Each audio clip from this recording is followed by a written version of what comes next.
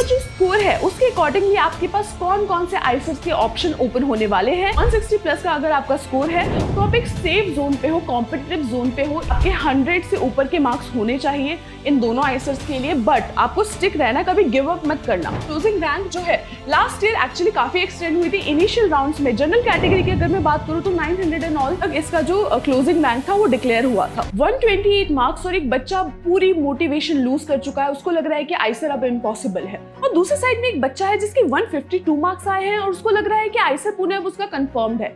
तो फिर सच क्या है? सच ये है कि आईआईटी में सिर्फ आपके मार्क्स मैटर नहीं करते, मैटर करता है कि आपका क्वेश्चन पेपर का डिफिकल्टी लेवल क्या था, आपकी कैटेगरी क्या है, आप कौन सा प्रेफरेंस ऑर्डर चूज करते हो, और सबसे ज्यादा इंपॉर्टेंट काउंसलिंग राउंड में आप क्या करते हो, ये सब चीज चेंज कर सकता है। तो इस वीडियो में मैं आपको ये नहीं बताने वाली कि आपका कोई इमेजिनरी कट ऑफ क्या होने वाला है। मैं आपको बताने वाली हूँ 3 बहुत ही ज्यादा इंपॉर्टेंट क्वेश्चंस का आंसर। सबसे पहला, आपका जो स्कोर है वो कौन से जोन में लैंड करता है, क्या आप एक सेफ जोन में हो या फिर एक बॉर्डर लाइन जोन में हो।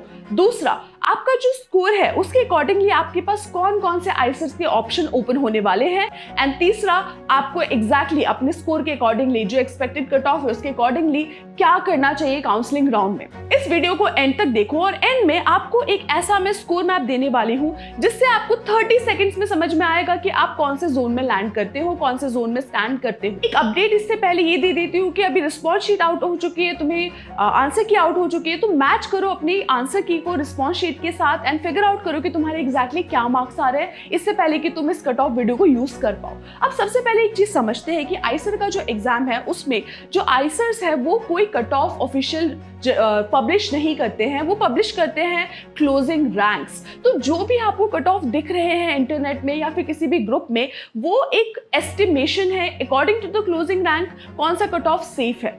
नाउ एक इंपॉर्टेंट चीज है, जो काउंसलिंग राउंड में आप क्या करने वाले हो वो सारा डिफरेंस क्रिएट करता है। कभी भी डिमोटिवेट होकर काउंसलिंग राउंड को एग्जिट नहीं करना है। इससे रिलेटेड भी हम इंफॉर्मेशन को अच्छे से समझेंगे। एक चीज तो क्लियर है कि आईसीआर जो है वो आपका उधर जाने का, आपका IIT is the only source, but जो दूसरे इंस्टीट्यूट्स पार्टिसिपेट कर रहे हैं आईसीआर एप्टीट्यूड टेस्ट में, उनका अपना काउंसलिंग राउंड होता है जिसमें आपको अलग से पार्टिसिपेट करना है।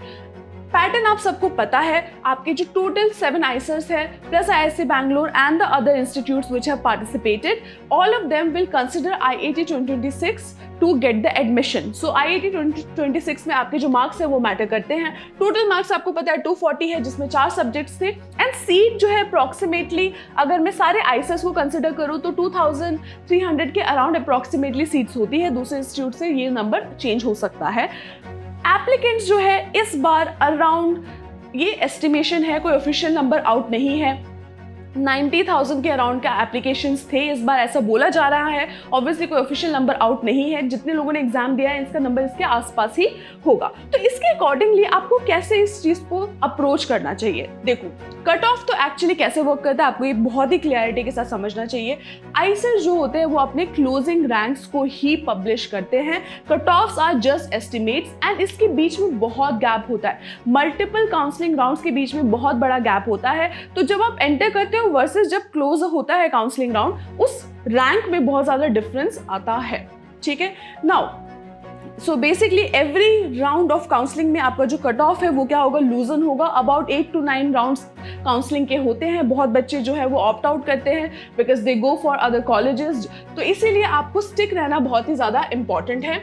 जो आप लास्ट ईयर का अगर मैं ट्रेंड देखूं 2024 से 2025 में जो कट ऑफ है वो अक्रॉस ऑल कैटेगरीज राइज हुआ था, बट आपके पास जो आपकी कैटेगरी है उसके अकॉर्डिंगली आपको अपना कट ऑफ जो है और आपकी जो रैंकिंग है उसको कंपेयर करना है for the counselling round, because counselling round as I said is going to be very important and class पे is definitely gonna bring many videos जो आपको गाइड करेगा कि काउंसलिंग राउंड को आपको कैसे अप्रोच करना है, क्योंकि बहुत बच्चे उसमें मिस्टेक्स करते हैं। सो अगर आपने चैनल को सब्सक्राइब नहीं किया है तो प्लीज सब्सक्राइब कर लो, because you're going to get a lot of information, important and legitimate information. We come from ICER, so हमने ये जो rounds है इसको experience किया है first hand, every year we experience it and we see so many mistakes being made. तो आपको mistakes बिल्कुल भी नहीं करनी है।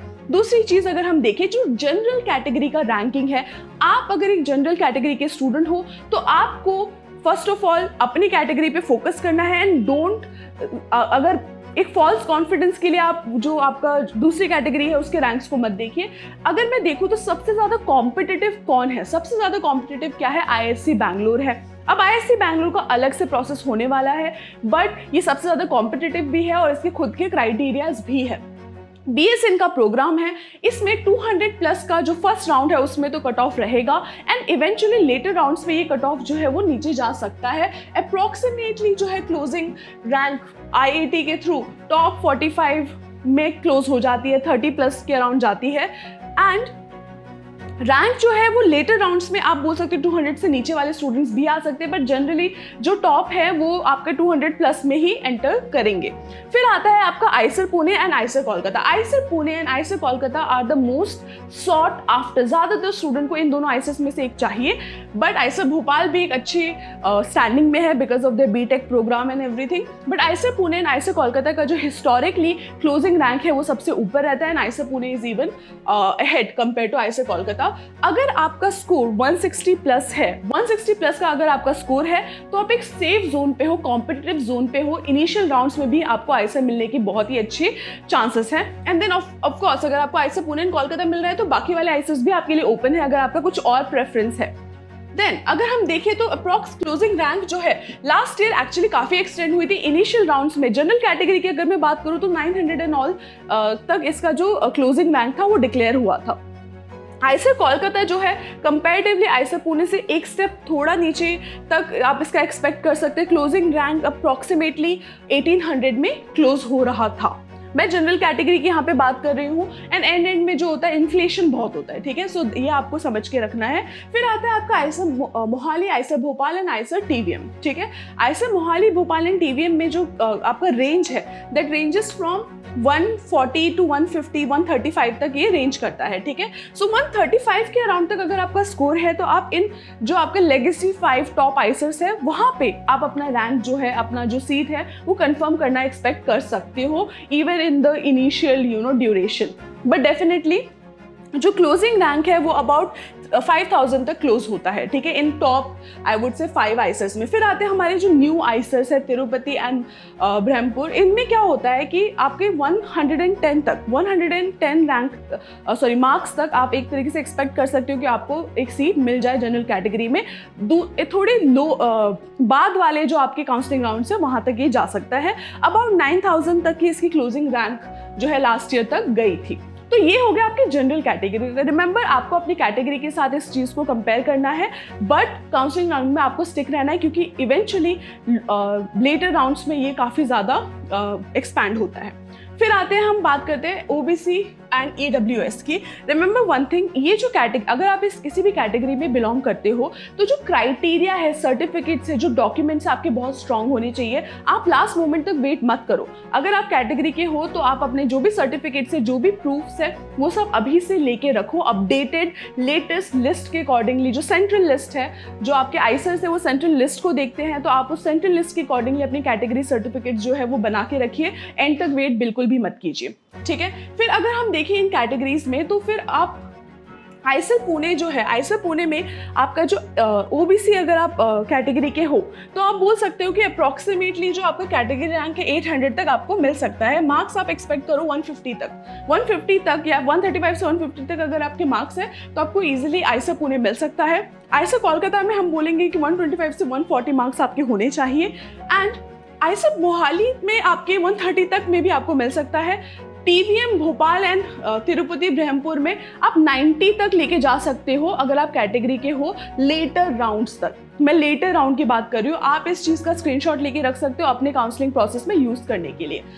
वैसे ही अगर आप इकोनॉमिकली वीकर सेक्शन के हो तो इकोनॉमिकली वीकर सेक्शन में मैं आपको बोलूँगी कि 100 से 145, बेसिकली 100 से ऊपर अगर आपके मार्क्स है, 100 या फिर 118 से ऊपर के अगर आपके मार्क्स है तो आप बोल सकते हो कि आपको कोई ना कोई आइसर मिल जाएगा। बट रिमेंबर, मैं स्टार्टिंग के फर्स्ट राउंड की बात नहीं कर रही हूँ, लेटर राउंड तक आपको रहना है, फ्लोट करना है।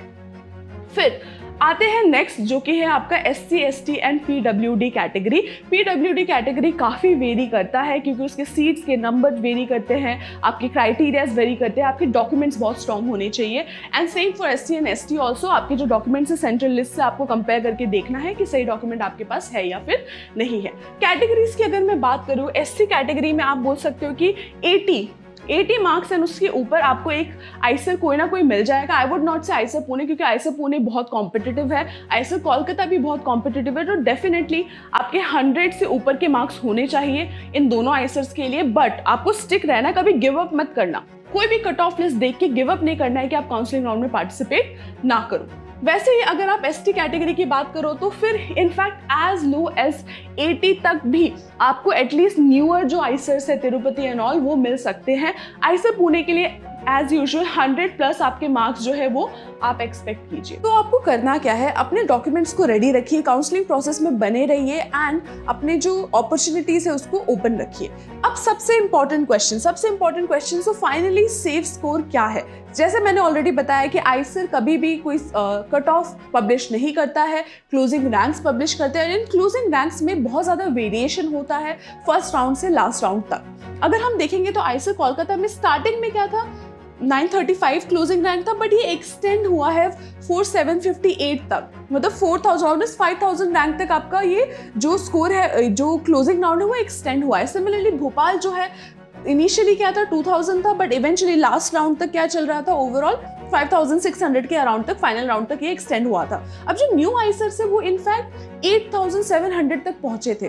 तो हमें ये समझना है कि फर्स्ट राउंड से लास्ट राउंड तक बहुत ज्यादा ही डिफरेंस क्रिएट होता है, तो आप अपने जो होप है उसको लूज मत कीजिए। Obviously Eicher Pune and Eicher Kolkata जैसे जो इंस्टीट्यूट्स है उसमें जो रैंक्स है वो बहुत टाइट रहते हैं, स्पेशली स्टार्टिंग वाले राउंड्स में, बट फिर भी आप अपने ऑप्शंस को ओपन रखिए, that is very important. Category जो आपके रैंक्स है उसमें भी आपको अच्छा खासा जो ऑप्शन है वो मिल सकता है।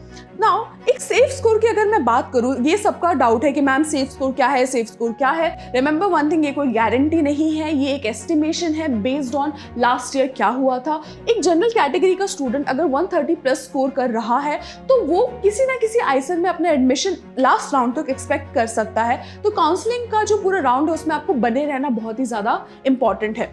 EWS वाले जो स्टूडेंट्स हैं वो 115+ का अगर उनका स्कोर है तो वो कोई ना कोई आईसर एक्सपेक्ट कर सकते हैं फाइनल राउंड तक, क्योंकि देखो बहुत सारे बच्चे जो है वो एग्जिट करते हैं इनिशियल राउंड्स को, तो आपको बने रहना बहुत इंपॉर्टेंट है। अगर आप एक कैटेगरी के हो, OBC कैटेगरी के स्टूडेंट जो है, अगर आपका 100+ मार्क्स है, 110 लगा लेते हैं, तो फिर आप एक एक्सपेक्ट कर सकते हो कोई ना कोई आईसर आपको मिल जाएगा। SC category and ST category में आप एज लो एज 80 to 90 का स्कोर एक्सपेक्ट कर सकते हो कि आपको कोई ना कोई आईसर मिल जाए। I am not saying Eicher Pune आपको मिल जाएगा, बट डेफिनेटली कोई ना कोई आईसर आपको मिल जाएगा टुवर्ड्स द एंड। ये प्रिडिक्शन है based on the previous year analysis.